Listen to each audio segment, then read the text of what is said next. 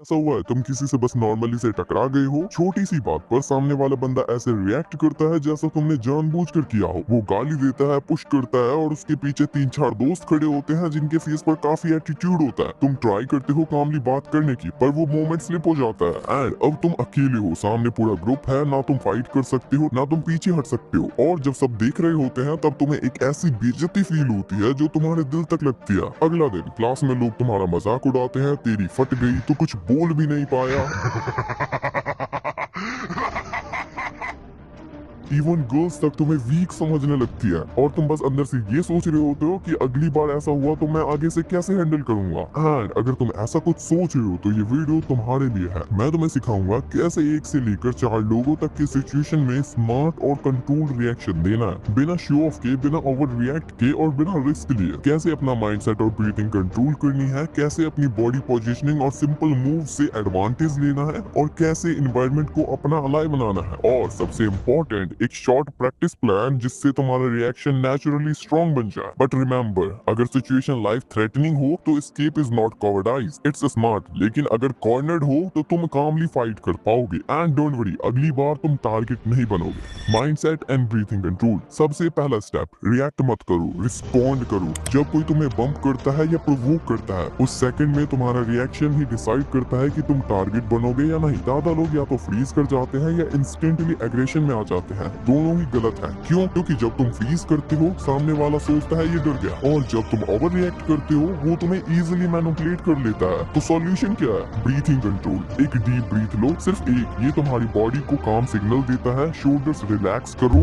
आंखों से कांटेक्ट रखो और अपनी वॉइस लो और क्लियर रखो। ऐसे मोमेंट्स में लाउड बोलना स्ट्रेंथ नहीं दिखाता, कंट्रोल दिखाता है। बस इतना सिंपल सा स्टेप, एक ब्रीथ और एक आई कांटेक्ट, 50% सिचुएशन न्यूट्रल कर देता है। अब तुमने अपना कंट्रोल दिखाया, पर बॉडी की पोजीशन भी इक्वली इंपॉर्टेंट है। अगर तुम्हारा स्टैंस गलत है, एक सिंपल पुश भी तुम्हें ऑफ बैलेंस कर देगा। अब अगली पार्ट में देखते हैं कैसे खड़े होना है और कैसे मूव करना चाहिए ताकि तुम सेफ भी रहो और स्ट्रॉन्ग भी दिखो। Second, positioning and small move. अब मान लो सामने वाला बंदा अभी भी ट्राई कर रहा है तुम्हें डोमिनेट करने का। यहाँ एक छोटी सी ट्रिक काम करती है, एंगल और स्पेस। कभी भी सीधा सामने मत खड़े हो, थोड़ा सा साइड एंगल लो, जैसे तुम्हारा एक शोल्डर आगे हो और एक पीछे। इससे तुम्हें 2 फायदे मिलते हैं। पहला, अगर बंदा पुश करे तो तुम ऑटोमेटिकली बैलेंस में रहते हो। दूसरा, तुम्हारे पास मूव करने के लिए जगह होती है, लेफ्ट या right.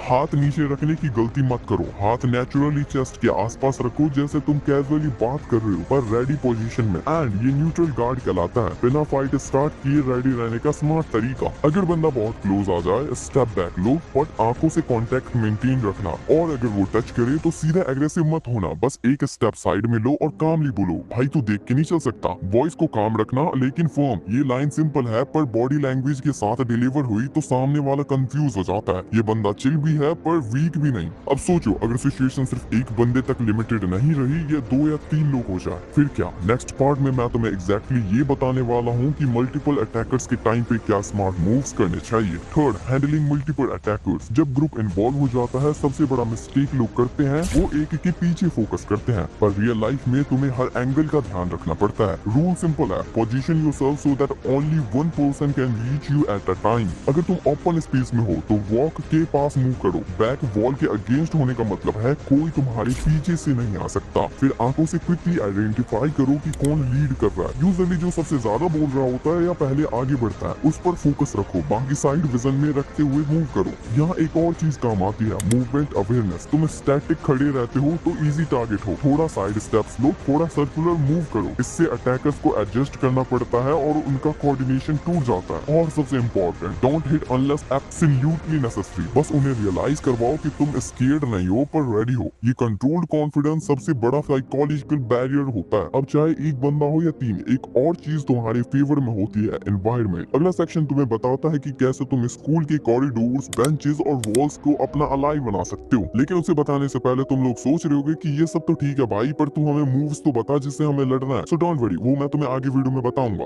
Fourth, using environment smartly. Environment तुम्हारा साइलेंट वेपन है। कॉरिडोर्स नैरो होता है, benches raise walls, bag racks, सब कुछ स्ट्रेटेजी बन सकता है। एग्जाम्पल, अगर बंदा सीधा आ रहा है, बेंचेस के साइड शिफ्ट हो जाओ, उसका स्ट्रेट पाथ मत दो। बेंच तुम्हारे और उसके बीच का एक बैरियर बन जाता है। अगर कोई ग्रुप आ रहा है तो कॉर्नर चूज करो जहाँ तुम्हारा एक ही साइड ओपन हो, ताकि तुम्हें हर एंगल से अटैक ना हो। वॉल के पास होने का एक और एडवांटेज है, तुम्हारी बैलेंस स्ट्रॉन्ग रहता है। कोई पुश करे तो वॉल सपोर्ट देती है, तुम फिर से पोजीशन ले सकते हो। और हाँ, तुम्हारा बैग भी शील्ड बन सकता है। शोल्डर से उतार के फ्रंट में रखो, ये डिस्टेंस क्रिएट करता है और सामने वाले को कंफ्यूज करता है। अब जब तुमने सिचुएशन और एनवायरनमेंट दोनों कंट्रोल कर लिया है तो बचा है सिर्फ एक स्टेप, प्रैक्टिस। अगले पार्ट में मैं एक शॉर्ट डेली प्लान दूंगा जिसे तुम घर या जिम में प्रैक्टिस करके रियल कॉन्फिडेंस बिल्ड कर सकते हो। Fifth, practice plan, home plus gym. Confidence का कोई शॉर्टकट नहीं होता, मानो या ना मानो, प्रैक्टिस ही उसका फाउंडेशन है। या मैं तुम्हें बस सिंपल 10 मिनट का डेली प्लान दूंगा जो तुम्हें फिजिकली और मेंटली रेडी रखेगा। Step 1, mirror drill. मिरर के सामने खड़े हो न्यूट्रल गार्ड पोजीशन में, आई कांटेक्ट मेंटेन करते हुए कामली वॉच योर स्टेप। बोलो,